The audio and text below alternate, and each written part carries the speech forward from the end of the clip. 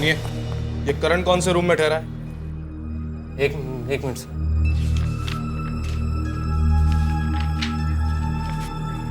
Room number 406। कमरे की चाबी?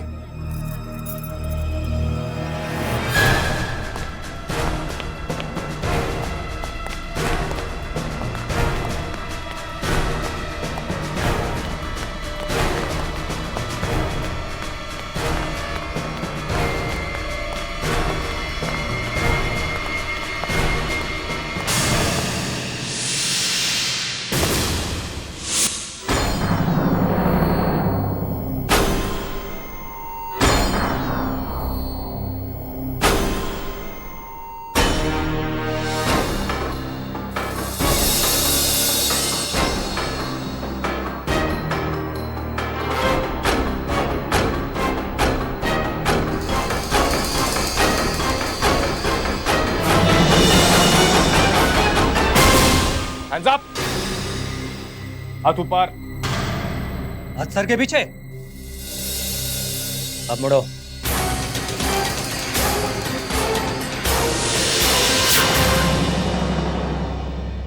क्या कर रहे हो? कौन हो तुम? सब मेरा नाम सागर है, सागर। मैं मुंबई से आया हूँ। क्या ढूंढ रहे हो इस कमरे में? कुछ नहीं सर, मैं अपने कमरे में जा रहा था तो मैंने देखा करण के रूम का दरवाजा खुला है, इसलिए मैं अंदर आया। मैंने कुछ नहीं किया सर। कौन करण? करण मेरा दोस्त है साहब, उसी ने मेरा इस होटल में बगल वाले कमरे में रहने का इंतजाम किया साहब। आप चाहे तो करण से पूछ सकते हैं साहब। अब करण से कुछ नहीं पूछ सकते। थोड़ी देर पहले उसकी लाश मिली है।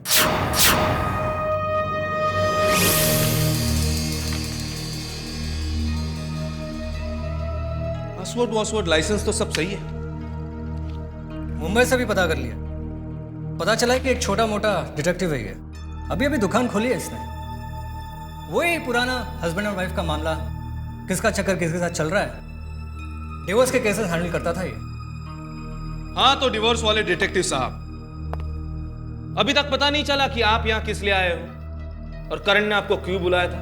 अरे मैंने बताया ना आपको, करण चाहता था कि मैं यहाँ आकर उसकी एजेंसी में काम करूं और इसीलिए उसने मुझे यहाँ बुलवाया। उस कमरे में क्या ढूंढ रहे थे तुम? क्या मिला तुमको? कुछ भी नहीं मिला और आपने तो मेरी तलाशी भी ली है। देखिए, मैं झूठ नहीं बोलता। बस हो गया है सत्यवादी का नाटक। हमें तुम पर भरोसा नहीं है, समझे? अरे देखिए, आप लोग मेरा इंटरोगेशन करने के बदले आप इस करण की खूनी को क्यों नहीं पकड़ते? मेरा इस खून से कोई वास्ता नहीं है, समझे आप? और मैं अब कोई भी जवाब नहीं दूंगा जब तक मेरा वकील यहां नहीं आता। हमें वकील की धमकी देता है? तुम्हें क्या लगता है वकील का नाम सुन के हम लोग डर जाएंगे? हमारी पथून गीली हो जाएगी। हमें वकील की धमकी। Am I interrupting something? मैं आपसे रिक्वेस्ट करता हूं कि आप मेरे क्लाइंट को डिस्टर्ब ना करें, वरना मुझे आपके खिलाफ कुछ गहरे कदम उठाने पड़ जाएंगे।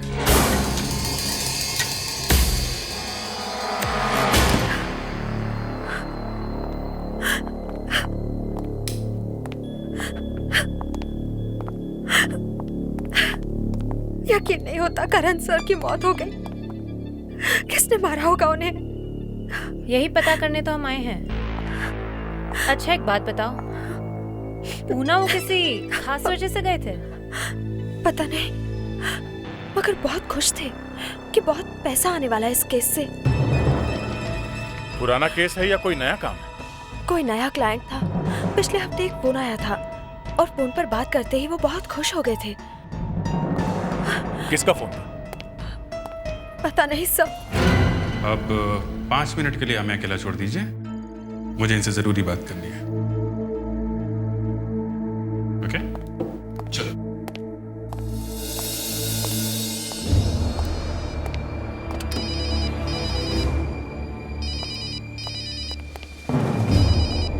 दया है। हाँ दया, कुछ पता चला क्यों मारा करण को? करण को किसी का फोन आया था। फोन आया था? कहाँ से? ये तो पता नहीं, पर उसे कहीं से बहुत सारे पैसे मिलने वाले थे। अभिजीत, उससे कहो एक और रास्ता है। करण को फोन पर बात करते वक्त टेबल पर नोटपैड जो होती है उस पर कुछ लिखने की आदत थी। सुनो,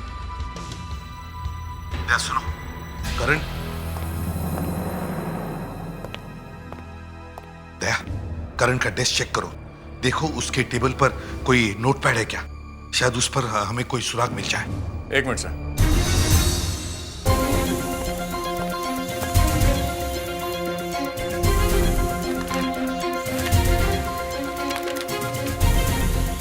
नहीं सर, नहीं सर, यहाँ कुछ नहीं। 1 मिनट सर, यहाँ कुछ लिखा हुआ है। सर पेंसिल देना।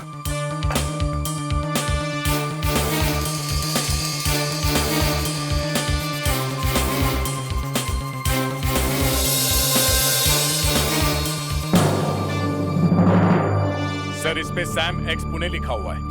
Sam X Pune? Sam X? Abhijeet, उनको कहो वो सब लोग यहाँ आ जाए पुणे में। क्या? तुम लोग पुणे आ जाओ जल्दी। Okay sir, let's go. Sir ये करण था कौन? अभिजीत, करण मेरे दोस्त का बेटा था, अच्छा डिटेक्टिव था, अच्छा लड़का भी था। उसने पिछले हफ्ते मुझे फोन किया। एसीपी साहब, सर मैं करण बोल रहा हूँ। सर देखिए यहाँ पर बहुत गड़बड़ है, प्लीज जल्दी आइए सर। सर मैं ये बात आपको फोन पर नहीं बता सकता। सर यहाँ की लोकल पुलिस भी इन्वॉल्व है। सर देखिए आप भेष बदल कर आइएगा सर। वो मेरी मदद चाहता था। Excuse me please, 2 minute. Sir ये किस लिए बुलाया बताया नहीं था उसने? उसने मुझे केस के बारे में बताने के लिए ही पुणे बुलाया था, और मेरा कमरा भी उसी होटल में बुक किया जहां पर वो ठहरा था। और उसने मुझे यह भी कहा कि प्लीज किसी को बताना नहीं कि आप एसीपी प्रद्युमन हो। मगर सर आप अरेस्ट कैसे हो गए? कल शाम जब मैं होटल पहुंचा। एक्सक्यूज मी, मेरा नाम सागर है। मिस्टर करण ने मेरे लिए यहाँ रूम बुक किया है। जी सर, आपकी बुकिंग है यहाँ पर। रूम नंबर 405, मिस्टर करण के बगल वाला कमरा। Thank you very much. की sir. Thank you. By the way, mister Karan है यहाँ पर? मिस्टर करण? नो सर, वो तो करीब करीब 2 घंटे पहले ही कहीं बाहर निकल गए। एक खूबसूरत सी लड़की थी उनके साथ। खूबसूरत लड़की के साथ? हाँ, शायद कोई मॉडल होगी, लंबी सी, ब्यूटीफुल। अच्छा ठीक है, अगर वो आए तो उन्हें कह देना कि मैं आया हूँ। Okay? Definitely sir. Thank you.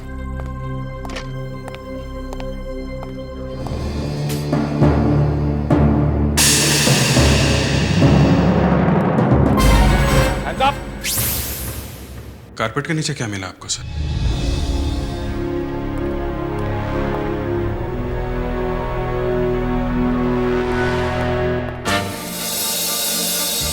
Abhijit, ये मैच बॉक्स मिला।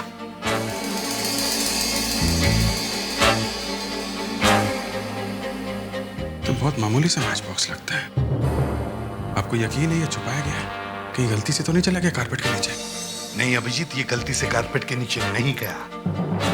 करण जानता था कि कोई तो कमरे की तलाशी लेने के लिए जरूर आएगा, इसलिए उसने इस मैच बॉक्स के नीचे सेलो टेप लगाकर कारपेट के नीचे चिपका दिया। इस मैच बॉक्स की वजह से ही करण की जान गई है। इस मैच बॉक्स में ही कुछ ना कुछ तो छुपा हुआ है। यस मिस्टर सागर, हमने हमारे सीनियर से बात की है, आप जा सकते हैं। ये हुई ना शरीफों वाली बात। ज्यादा मस्का लगाने की जरूरत नहीं है। जाने से पहले एक बात पूछना चाहता हूं, क्या आप पुणे में किसी सैम एक्स को जानते हैं? Sam x? सैम एक्स के बारे में आप क्यों पूछ रहे हो? शायद करण यहां पुणे में सैम एक्स के काम के लिए ही आया था। मिस्टर सागर, सैम एक्स किसी उड़ती चिड़िया का नाम नहीं है। हिंदुस्तान के कई अरबपतियों में से एक है वो। और करण जैसे छोटे मोटे डिटेक्टिव से उनका क्या वास्ता पड़ सकता? उनके पास तो अपनी प्राइवेट सिक्योरिटी है।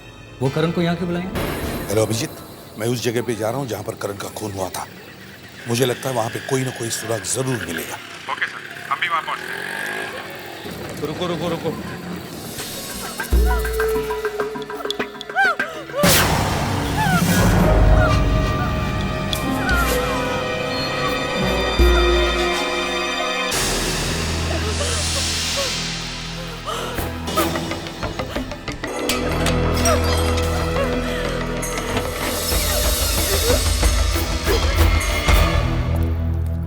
My God.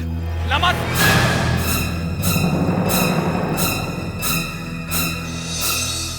तुमने मार दिया इस लड़की को? देखिए मैंने कुछ नहीं किया है।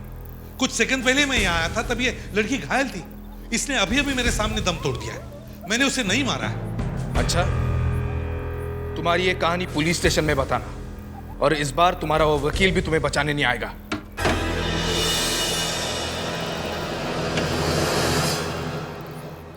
बड़ा यकीन है अपने आप पे?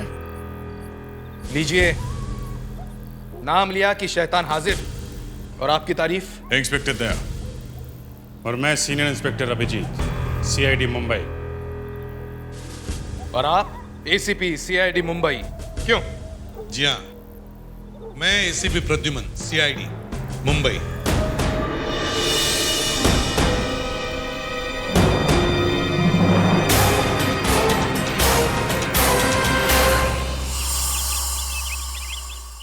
आई एम सॉरी, मैंने पहले तुम्हें नहीं बताया कि मैं कौन हूं। मगर सर। हाँ बोलो। आप जब तक वहां पर पहुंचे, हाँ, तो क्या उस लड़की की मौत हो चुकी थी? हाँ, वो लड़की करण के साथ देखी गई थी शायद। कर क्या रही थी वहां पे? मालूम नहीं क्या कर रही थी। सर सैम एक्स और उसकी फैमिली की पूरी हिस्ट्री मिल गई है सर। सर ये है सैम एक्स, इस शहर के बहुत बड़े खिलाड़ी, करोड़ों का बिजनेस, कई आलीशान होटल्स, रेस्टोरेंट्स और बार्स हैं इनके। वो क्लब भी इन्हीं का है सर। ये इस वक्त अमेरिका में है। सर ये है सैम एक्स की वाइफ लावण्या। ये सैम एक्स की दूसरी बीवी है सर। ये पहले एक मॉडल थी, अब कुछ नहीं करती। सर वैसे भी इतने बड़े एम्पायर की मालकिन को कुछ करने की क्या जरूरत है?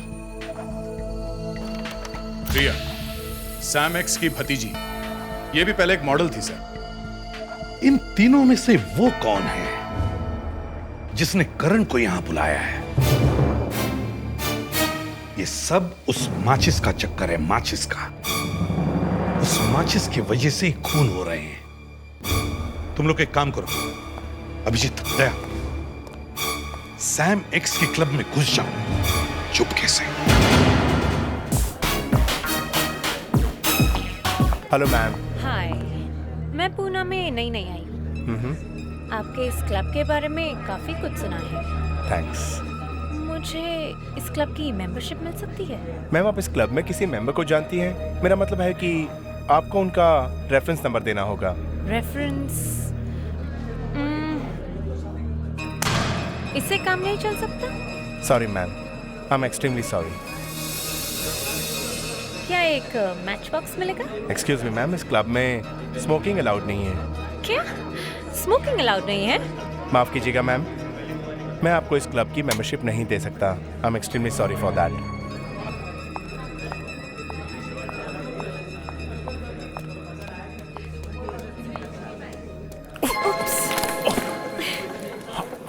आई एम सो सॉरी। ये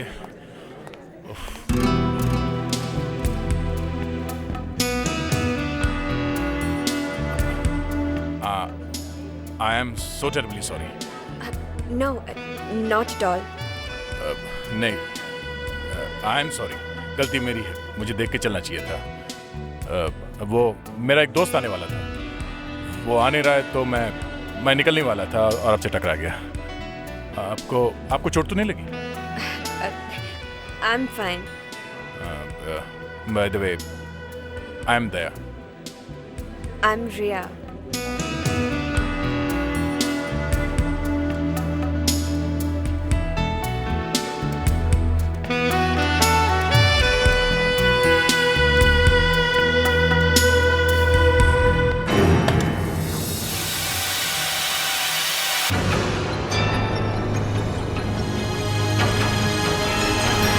अभिजीत, तुम वहां से बचकर निकले कैसे? मत पूछिए सर, बाहर खिड़की पे लटका रहा, पता नहीं कैसे नीचे उतरा सर। ये देखिए, हाथ की ऐसी की तैसी हो गई है। सर ऐसा लगता है कि वहाँ क्लब में सिर्फ मेंबर्स को ही मैच बॉक्स दिया जाता है। सर, पर ये मैचेस सिगरेट जलाने के लिए नहीं है, क्योंकि वहाँ पर तो स्मोकिंग ही अलाउड नहीं है। सर जब मैं मैनेजर के केबिन के बाहर लेज पे खड़ा था, मैंने देखा लोग आते थे पैसे देते तो ये मैच बॉक्स लेते थे, बहुत पैसे देते थे सर इस मैच बॉक्स के लिए।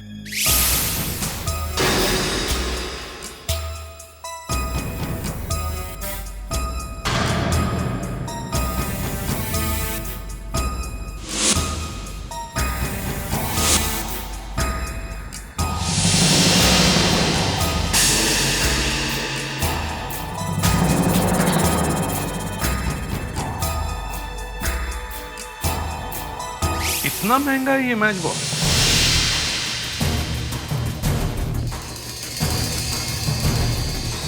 दया, तुम कल रिया से मिलने वाले हो ना? रिया को ये माचिस दिखाकर देखो वो क्या करती है। Yes sir. और अभिजीत, तुम प्रीति के बारे में पता करो, तब तक मैं लावण्य पर नजर रखता हूं। Excuse me ma'am. कौन है आप? इस तरह गाड़ी के अंदर कैसे घुस आए? देखिए, मुझे आपसे कुछ बात करनी है। मुझे आपसे कोई बात नहीं करनी। Please get out of my car. Ma'am, it's very important. मुझे आपसे करण के बारे में कुछ पूछताछ करनी है। करण आपके पति के लिए काम करने के लिए यहाँ आया था और अब उसका खून हुआ है। I'm sorry, मुझे इस बारे में कुछ भी नहीं पता है। अच्छा, देखिए, मैंने अभी अभी आपको इंस्पेक्टर अजय के साथ बात करते हुए देखा है। प्लीज, मैंने आपसे पहले भी कहा है, मुझे आपसे कोई बात नहीं करनी। मुझे परेशान मत कीजिए। Please get out of my car. All right.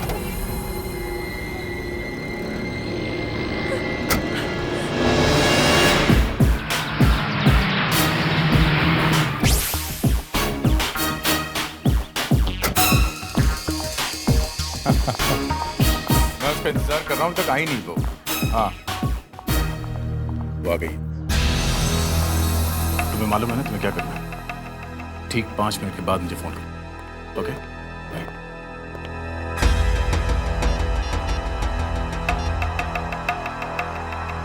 Come on यार, how can you do this? फिर से धोखा? तुम मेरा लंच का प्लान कैंसिल कर रही हो? मैं यहाँ अकेले बैठ के क्या करूंगा? हाँ, व्हाई डोंट यू अंडरस्टैंड? चलो छोड़ो, forget it.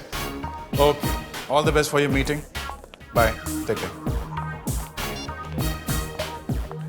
Mr. Daya? Miss Riya. Right.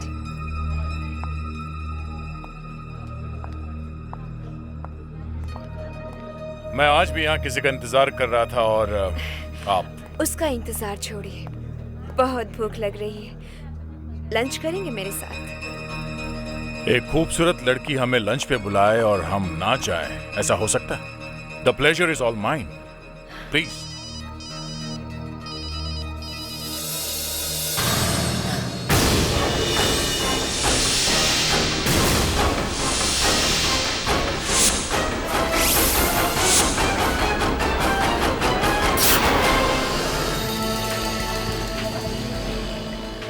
Sir, आपने मुझे यहाँ क्यों बुलाया?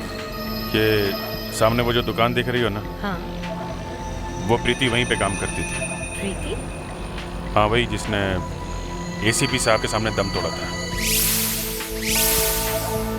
बट सर, आपने मुझे साड़ी पहन के क्यों बुलाया? वो इसलिए कि तुम्हें मेरी वाइफ की तरह एक्टिंग करनी पड़ेगी। वाइफ? आई मीन सर, आपको नहीं लगता कि मैं कुछ ज्यादा छोटी लगूंगी?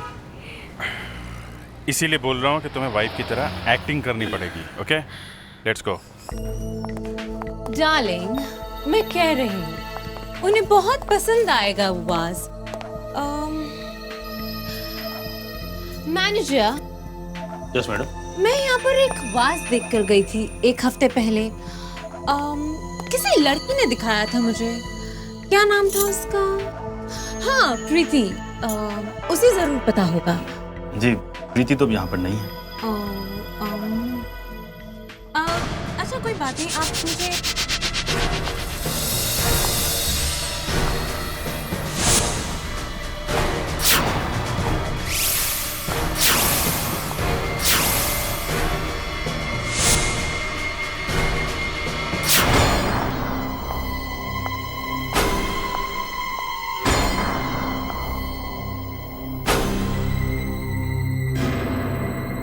एक काम करिए, आप हमें गोल्ड या कोई सिल्वर कलर का वाज बता दीजिए जो। देखिए वो चलेगा। हाँ हाँ श्योर।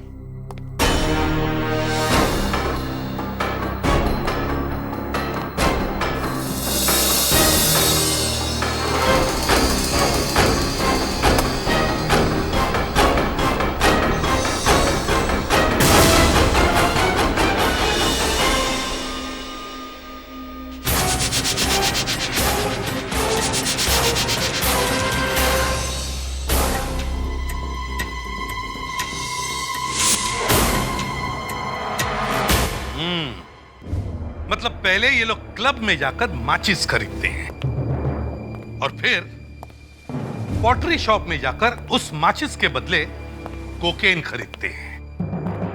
अच्छा आइडिया है सर, बिल्कुल नया तरीका है ड्रग्स बेचने का, किसी को पता भी नहीं लगेगा। सर उस मैनेजर को पकड़ लेते। मैनेजर तो छोटा आदमी है, मुझे बड़ी मछली पकड़नी है। सर अगर कोकेन ही बेची जा रही थी तो फिर करण को उन लोगों ने वहां क्यों बुलाया? जैसे मैंने करण का नाम लिया, लावण्य के चेहरे का रंग उतर गया। मुझे आपसे करण के बारे में कुछ पूछताछ करनी है। सर इंस्पेक्टर अजय भी इसमें मिला हुआ है। वो लावण्य से मिलने क्यों गया था चुपके से? हैं? सर आई नो अजय, उसके हमेशा कोई ना कोई अफेयर्स रहते हैं, पर वो क्रिमिनल नहीं है सर। उसने ऐसा भी कोई बड़ा काम नहीं किया है जिसकी वजह से उसे मेडल मिल जाए।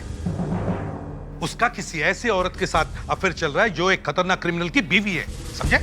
सर सैम एक्स को शायद शक हो गया था कि उसकी वाइफ का किसी के साथ अफेयर चल रहा है, इसलिए उसने करण को बुलाया होगा।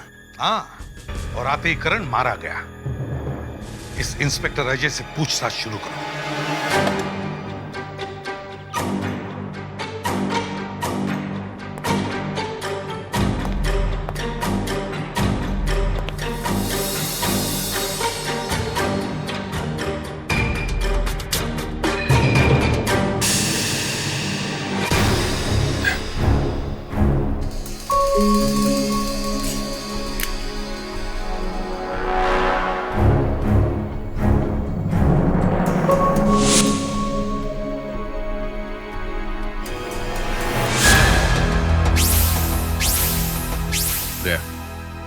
इसने तो वाकई हमें चौंका दिया।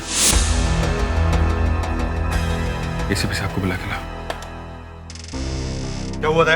आइए सर।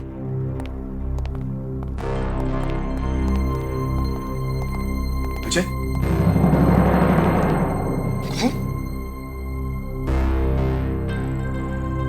तुमने किया?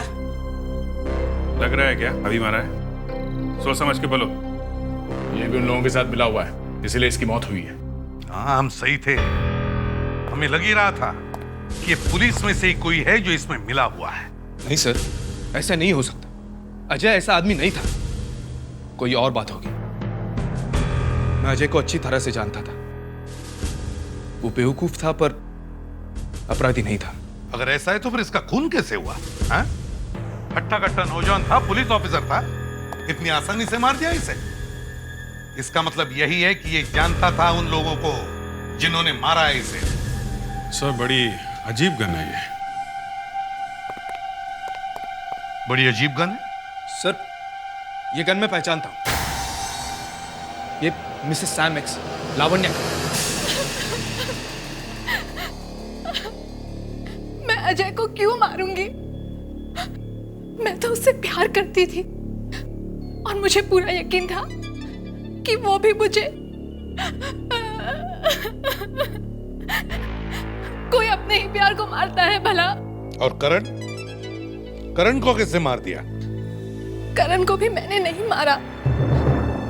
मुझे शक था कि मेरे पति का किसी दूसरी औरत के साथ अफेयर है, इसलिए डिटेक्टिव करण को मुंबई से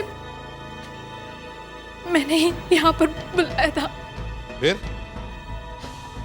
करण मुझे बताने वाला था कि मेरे पति का किस औरत के साथ चक्कर है, लेकिन इससे पहले कि वो मुझे उस औरत के बारे में बताता, किसी ने उसे भी मार डाला।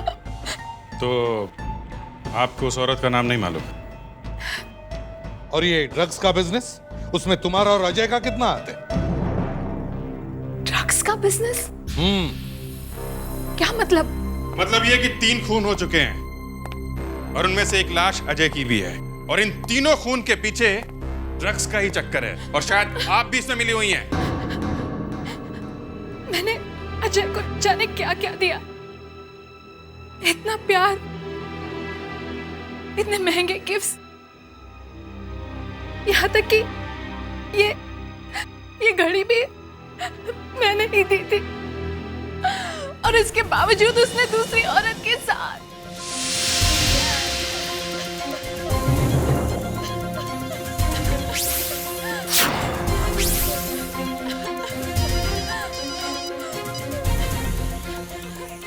सर, आई थिंक मुझे पता चल गया कि खूनी कौन है। सर, उस दिन जब मैं क्लब गया था तो मैंने ये वॉच एक आदमी के हाथ में देखी, और मुझे नहीं पता था कि वो आदमी अजय है, और अजय जिस लड़की से बात कर रहा था वो रिया थी सर, और मुझे लगता है सर रिया ही खूनी है।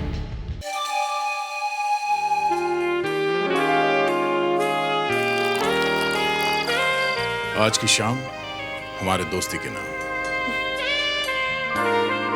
दोस्ती? इतना पुराना वर्ड कहाँ से ढूंढ के निकाला तुमने? पुराना है पर मजेदार है। वैसे भी ये तो शुरुआत है, आगे आगे देखो होता है क्या। Oh, I like that.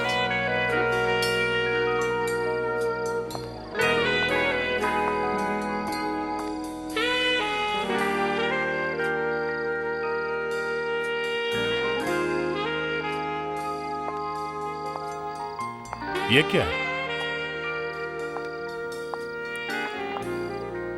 ओह, वाकई ये तो महफिल में शम्मा जल उठी है। आज इस शम्मा को जल जाने दो। ठीक है, ये लो, अभी जला देते।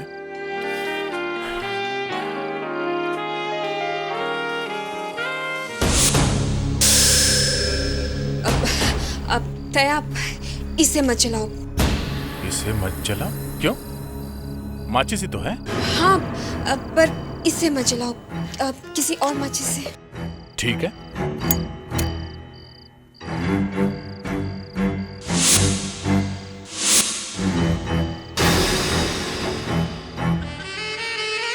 लो। Daya, this music is so boring. कोई और म्यूजिक लगा के आओ ना, please. Why not? Anything for you. Thanks.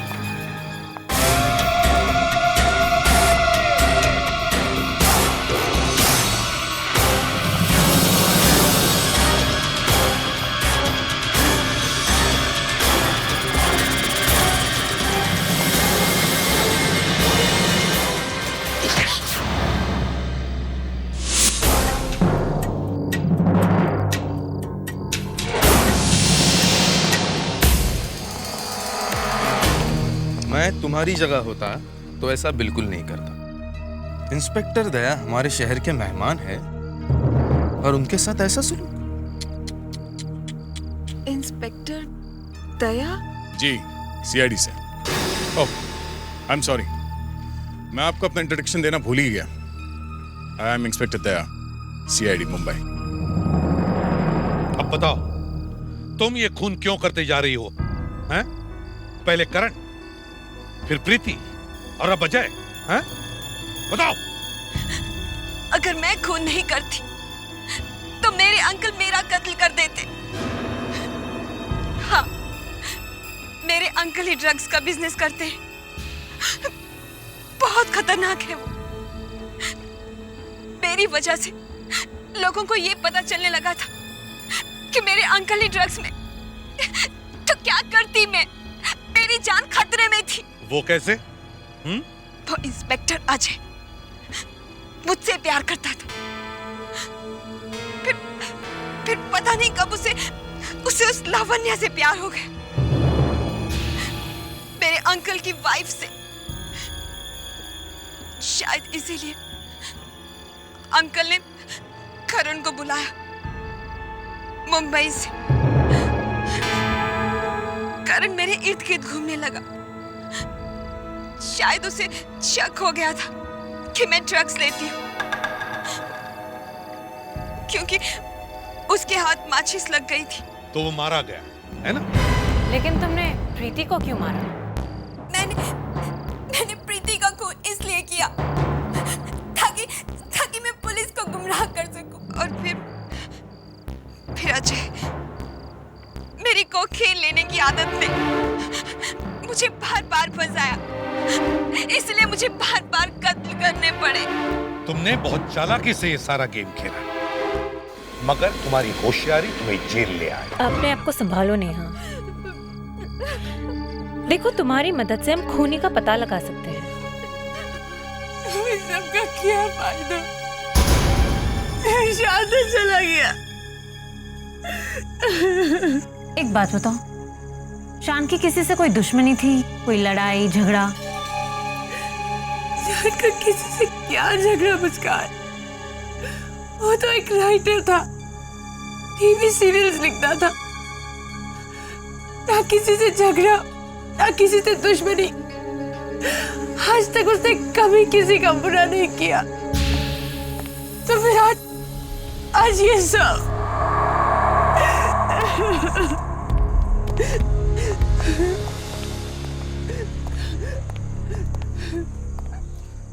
Neha ji, ये आज के बाद बेताल पेड़ से कभी नहीं उतरेगा। क्या मतलब है इसका?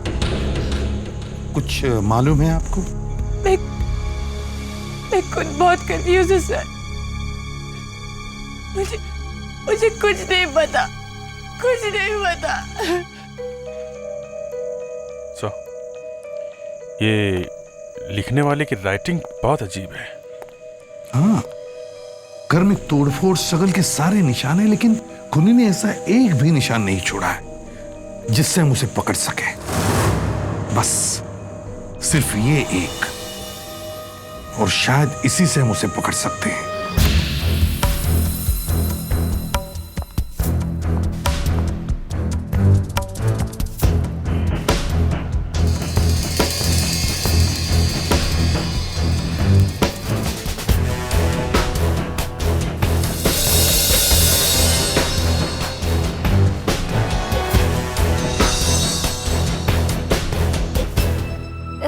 राइटिंग से तो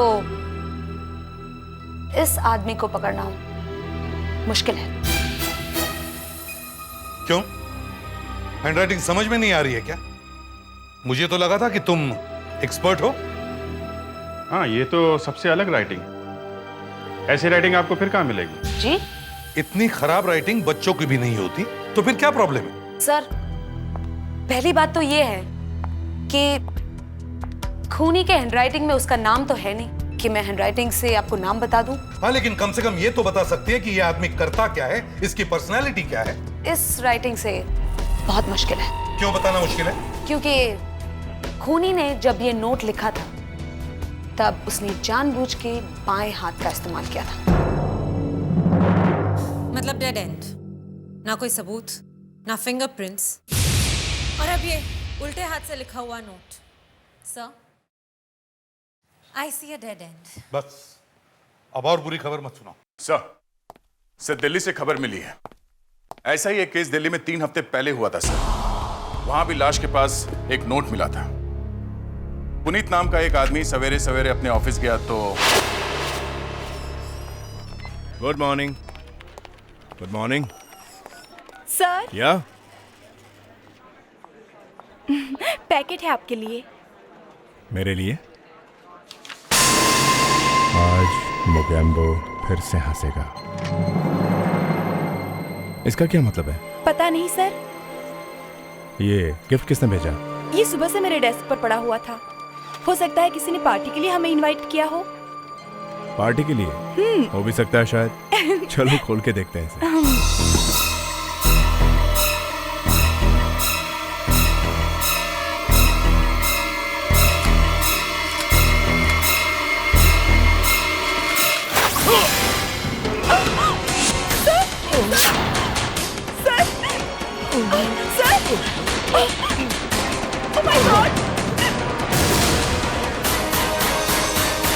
मतलब ये दोनों ही केस में खून करने वाले ने एक अजीब सी चिट्ठी लिखी और उसके बाद में खून किया। लेकिन ये खूनी ऐसे करता क्यों है? दे, ये चिट्ठी स्कैन करो और फिर ये दोनों चिट्ठियां दिखाओ।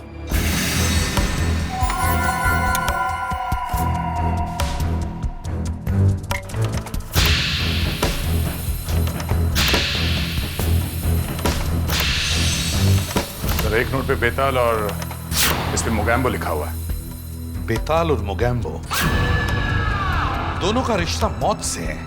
सर, एक टीवी सीरियल में आया था और दूसरा फिल्म में। से कोई एक्टर्स वैक्टर्स का चक्कर तो नहीं है? नहीं, मुझे लगता है ये दोनों खून बदले के लिए किए गए हैं। सीआईडी को शक है कि दिल्ली और मुंबई में हाल ही में जो खून हुए हैं उनका संबंध एक ही खूनी से है और ये खून बदले की भावना से किए गए हैं। सीआईडी का कहना है कि दिल्ली और मुंबई दोनों जगह कत्ल हुए आदमियों को अजीबोगरीब चिट्ठियां आई थी और ये चिट्ठियां कातिल ने भेजी थी। लेकिन इन चिट्ठियों से सीआईडी को कुछ भी पता नहीं चल पाया है। तहकीकात जारी है। सीआईडी दिलासा देते हैं कि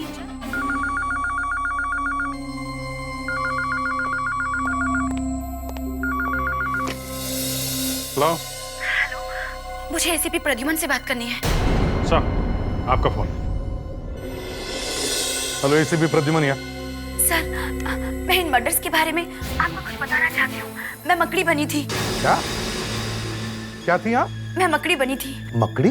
सर, मैं आपसे मिले बिना आपको ये सब कुछ नहीं समझा सकती। प्लीज सर, आप मेरे घर आ जाइए। मेरे घर का एड्रेस है 23 सुभाष लेन, अंधेरी वेस्ट। 23 सुभाष लेन, अंधेरी वेस्ट। सर, आप जल्दी आ जाइए प्लीज सर।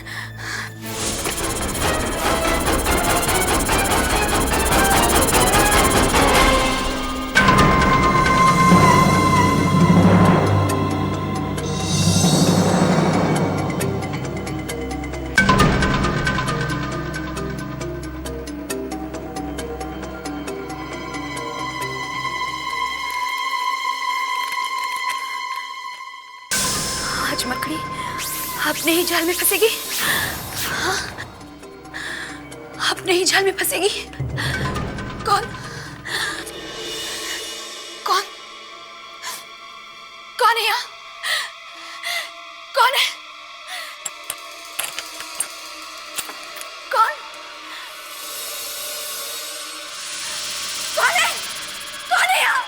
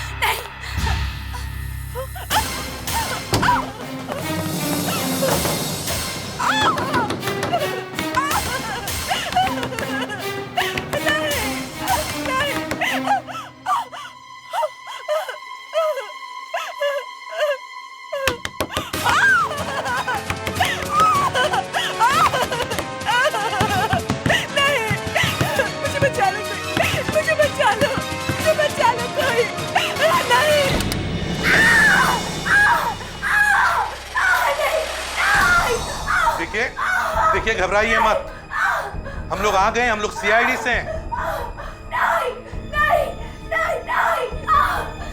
देखिए आप घबराइए मत, आपको कुछ नहीं होगा।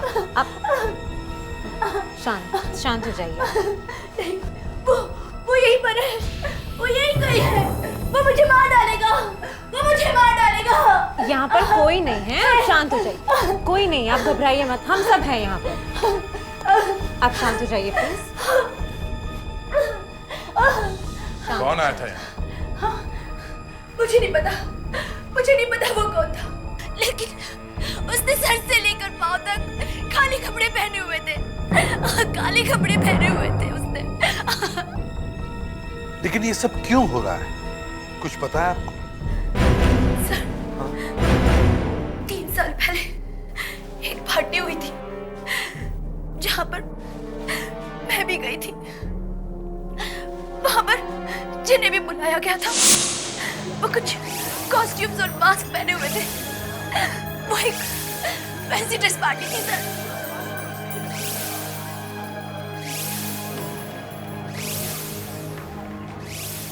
और फिर अचानक एक ऐसी लड़की वहां आई जिसकी छाती में चाकू लगा हुआ था।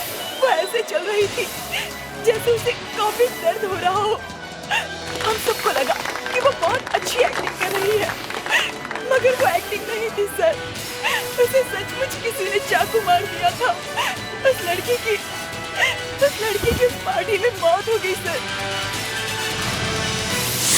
पुनीत, जिसका दिल्ली में खून हुआ था, और शान, जिसका कल कत्ल हुआ, वो दोनों भी इस पार्टी में थे। पुनीत मुगेम्बो बना था और शान बेताल। और वो औरत कौन थी जिसका खून हुआ था पार्टी में? सर, कोई मारिया थी, लेकिन उसे वहां कोई नहीं पहचानता था। हमें तो ये भी नहीं मालूम था कि वो किसके साथ आई थी। अच्छा, उस वक्त पता चला था कि खून किसने किया है? नहीं, पुलिस को लगा कि जो आदमी मम्मी बना था खून उसने किया था, लेकिन वो कौन था किसी को पता नहीं चला। खूनी फरार हो गया। अभिजीत, देखो उस वक्त ये केस किस पुलिस ऑफिसर के पास थी, देखें तो सही। क्या पता लगा था 3 साल पहले? सर, 3 साल पहले उस पार्टी में क्या हुआ था उसकी फाइल मिल गई है सर। इस इन्वेस्टिगेशन के हिसाब से वो आदमी मम्मी बना हुआ था जिसने खून किया है। वहीं पार्टी वाली जगह पे एक बाथरूम में पट्टियां मिली सर, जो मम्मी ने बांधी हुई थी, और उस पे खून लगा हुआ था। फ्रेडरिक से काम करो, जाकर एविडेंस बॉक्स में देखो कि वो पट्टियां अभी भी हैं या नहीं, और अगर हैं तो उन्हें टेस्ट के लिए फोरेंसिक लैब में लेके जाओ। Yes sir. सर, उस पार्टी में जो लोग थे, जो गवाह थे, वो शायद जानते थे कि कौन आदमी मम्मी बना हुआ था, और उनमें से 2 गवाह का तो मर्डर हो गया सर। एक है पुनीत, दूसरा शान, तीसरी गवाह है मल्लिका। पर सर, ये खून 3 साल के बाद क्यों हो रहे हैं? उस समय क्यों नहीं हुए? हाँ, उसी समय क्यों नहीं हुए?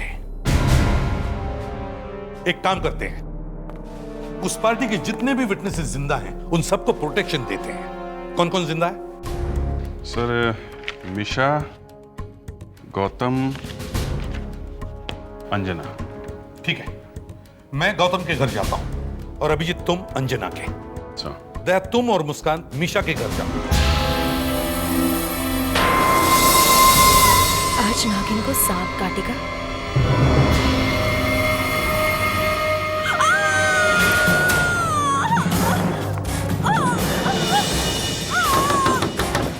दरवाजा खोलो, दरवाजा खोलो मिशा।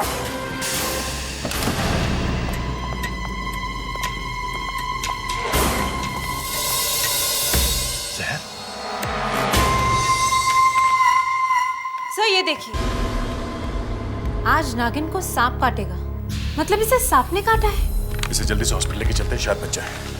सर ये देखिए, सांप के काटने का निशान। सांप यहाँ फ्लैट में? सांप फ्लैट के अंदर आया कैसे होगा? कोई तो उसे अपने साथ लेके आया है। अपने आप ये सांप अंदर आ नहीं सकता। सर, मीशा के घर की तलाशी में ये एक पार्टी की कैसेट मिली है।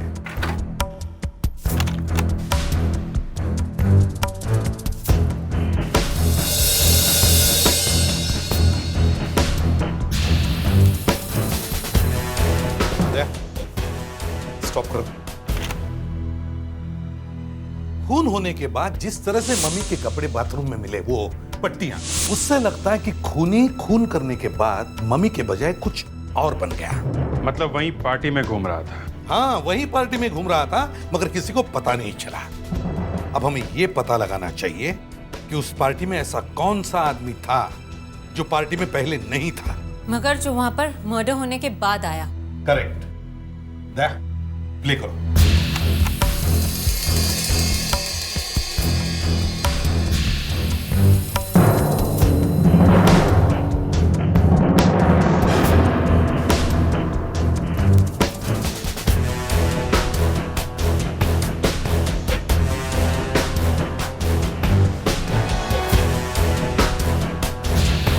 एक मिनट दया, स्टॉप करो। सर, रिवाइंड करो दया। अब प्ले करो।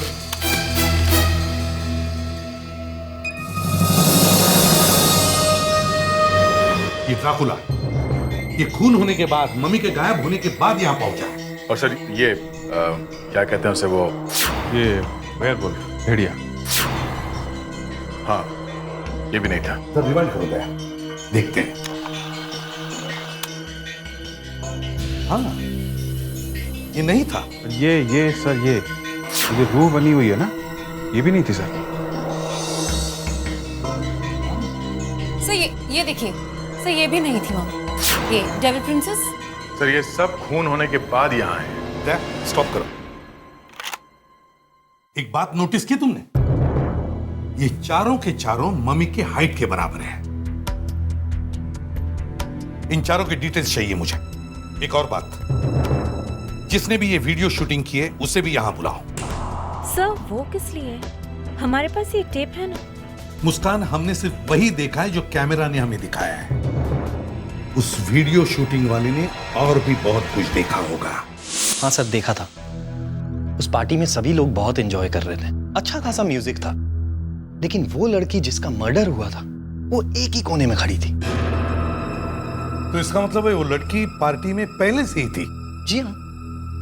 वो अकेली थी या उसके साथ कोई? नहीं सर, वो अकेली नहीं थी, उसके साथ कोई आदमी बात कर रहा था। कौन था वो, तुम जानते हो उसे? नहीं सर, वो आदमी तो सिर से लेकर पैर तक पट्टियों से ढका हुआ था। तो कहीं वो आदमी मम्मी तो नहीं बना था? एग्जैक्टली। इसका मतलब है वो लड़की मरने से पहले उस मम्मी के साथ बात कर रही थी। फिर कुछ देर बाद मैंने देखा कि वो दोनों झगड़ रहे थे, आपस में झगड़ रहे थे। मैंने तो सोचा था उन दोनों की भी वीडियो बना लूं, लेकिन उन दोनों ने तो पहले ही मुझे दूर भगा दिया था। कुछ देर बाद वो दोनों झगड़ते हुए उस पार्टी से गायब हो गए, और जब वो लड़की पार्टी में वापस लौटी तब वो बिल्कुल अकेली थी और उसकी छाती में छुरा घुसा हुआ था। ये जो आदमी मम्मी बना हुआ था, कौन था वो? सर, अगर मुझे पता होता तो मैं तो पुलिस को पहले ही बता देता।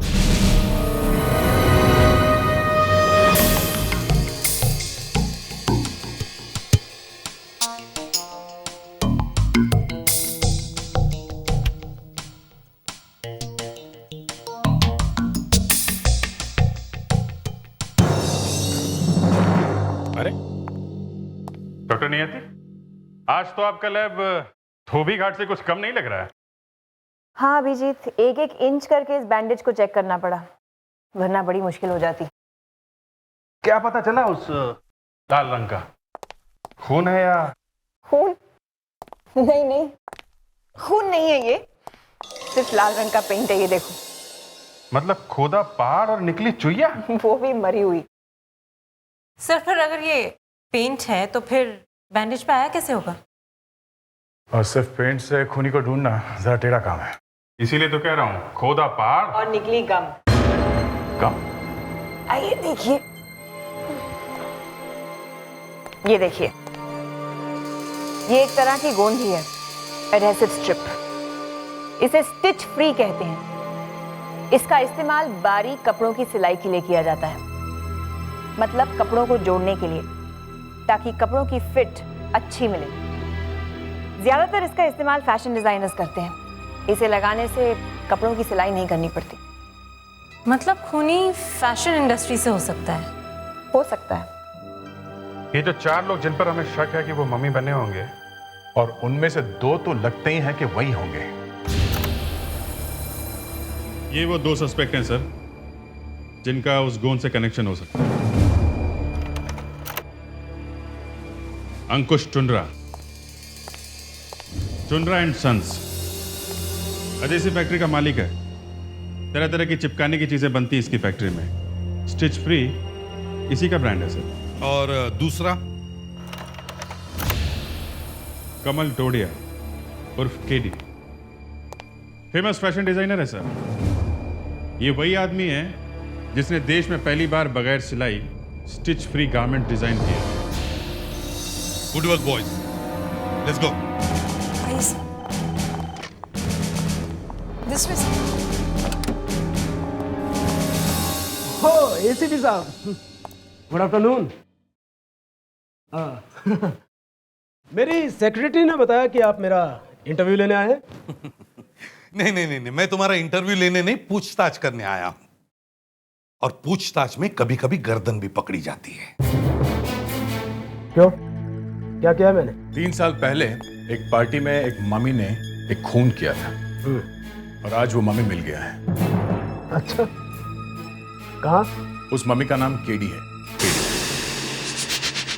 3 साल पहले जिस बैंडेज से तुम मम्मी बने थे, वो छोटी छोटी पट्टियों से बनी थी, मगर बिना सिलाई के। फिर उस वक्त सिर्फ तुम्हें ही पता था कि कपड़ा बिना सिलाई के कैसे जोड़ा जा सकता है, एक स्पेशल गम से। ओ, क्या बात कर रहे हैं साहब? ये स्टिच फ्री गम बाजार में बड़े आराम से मिलती है, कहीं से भी कोई भी खरीद सकता है। आप बेवजह मुझ पर इल्जाम मत लगाइए।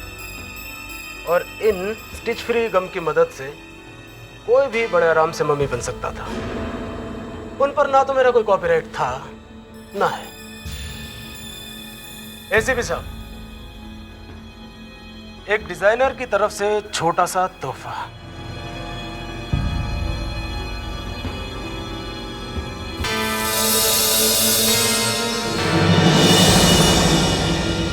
भाई साहब, आपका यहाँ आने के लिए बहुत बहुत शुक्रिया।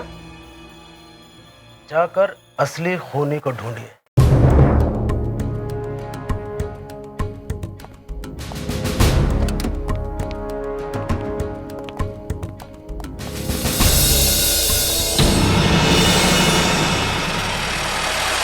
सर, ये पहन रखा था उस दिन पार्टी में मैंने। सर, अब आप बताइए मैं मम्मी कैसे बन सकता हूँ? इसके ऊपर बैंडेज बांध के तो मम्मी नहीं बन सकता ना। और वो सर इतना पतला था कि ज्यादा समझदारी की बात मत करो। ये बात कोई बेवकूफ भी समझ सकता है कि इसके ऊपर पट्टी बांधकर मम्मी नहीं बन सकते, लेकिन मिस्टर अंकुश, इस भेड़िए के खाल के नीचे पट्टी बांधकर घुस तो सकते हैं? मम्मी बन के खून किया और उसके बाद भेड़िए की खाल ऊपर से पहन, और पार्टी में ऐसे घूमने लगे जैसे कुछ हुआ ही नहीं है। पर सर क्या बोलती बात? सर, अगर वो मम्मी वाले बैंडेज में अपने साथ ले गया था, तो वो बैंडेज आपको कहां से मिले?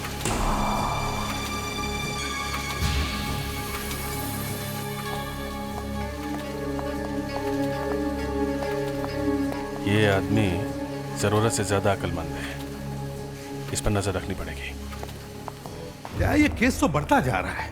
कोई सुराग ऐसा नहीं है जिसके बल पर हम कह सकते हैं कि फलाना आदमी खूनी है। खून पर खून होए जा रहे और हम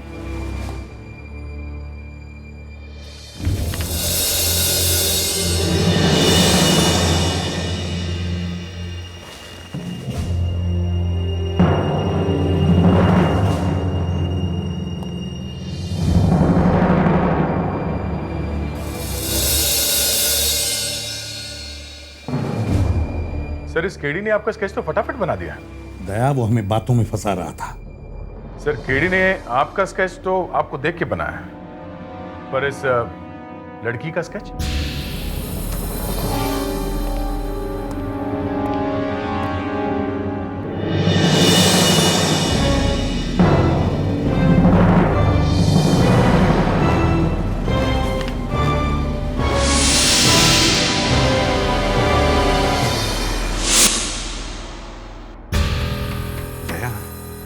ये लड़की कहीं? हाँ सर, ये वही लड़की है जो उस पार्टी में मरी 3 साल पहले।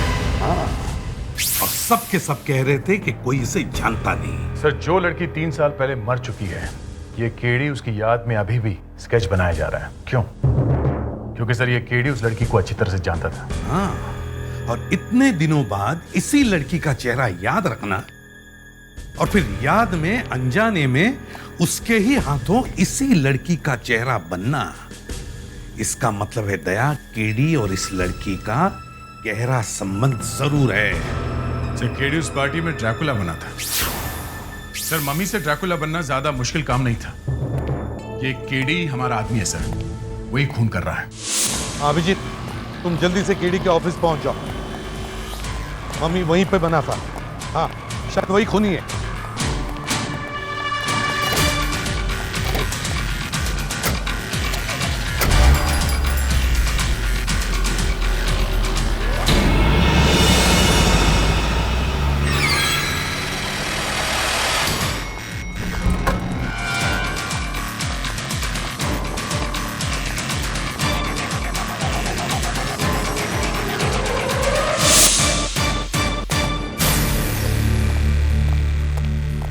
ये केडी का है? सर वो तो यहाँ नहीं है। कहाँ गए? सर एक पार्टी में गए हुए हैं। कौन सी पार्टी में? Sir hotel Nagina international fashion world की पार्टी में। Excuse me sir.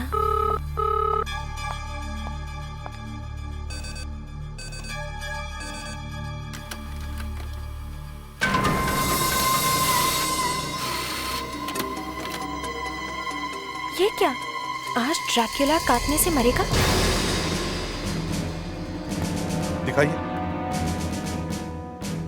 आज ड्रैकुला काटने से मरेगा? ये तो उल्टा हो गया। वो अब केडी को मारने वाला है।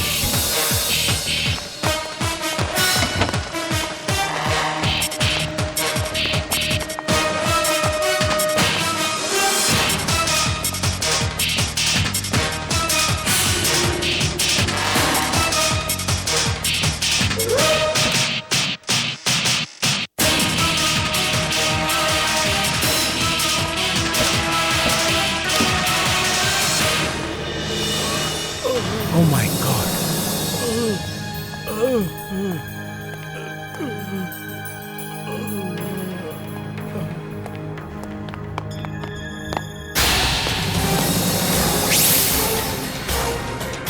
क्या? काली जैकेट पहनी उसने। तुम उधर देखो, फेडेक्स, बाहर देखो जाके। ये बताओ, तुमने उस औरत का खून क्यों किया? मेरी मिस्ट्रेस थी। उसने मेरी जिंदगी तबाह कर।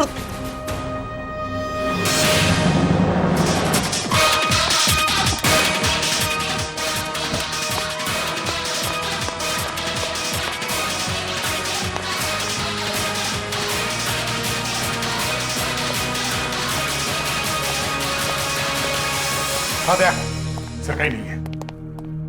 नहीं है सर। बाहर भी नहीं है सर।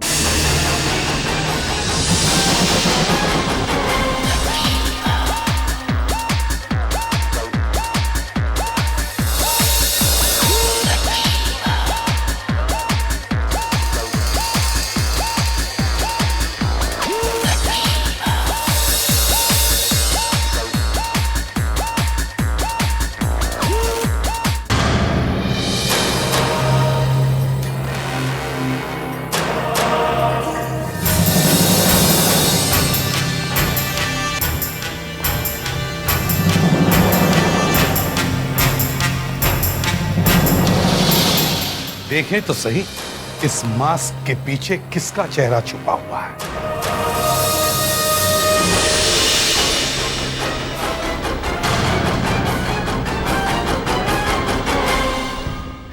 हाँ, मैंने मार डाला मैंने सबको, क्योंकि जो लड़की हेलोवीन पार्टी की रात मरी, वो मेरा पहला और आखिरी प्यार थी।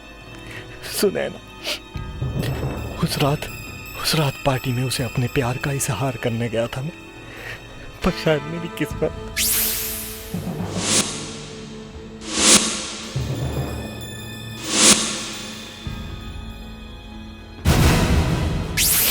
मैं जानता था कि खूनी इन 4 लोगों में से ही एक है, क्योंकि वही 4 लोग पार्टी में मर्डर के बाद आए थे।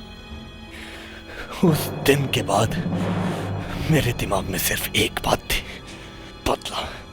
बदला लेना चाहता था मैं उनसे, क्योंकि मैं नहीं जानता था कि असली कातिल कौन है। इसलिए मैंने उन 4 को मार डाला, उन 4 को मार डाला मैंने। इसे मेडिकल हेल्प की जरूरत है, इसका इलाज करवाना पड़ेगा, फिर चाहे इसे उम्र कैद हो या फांसी।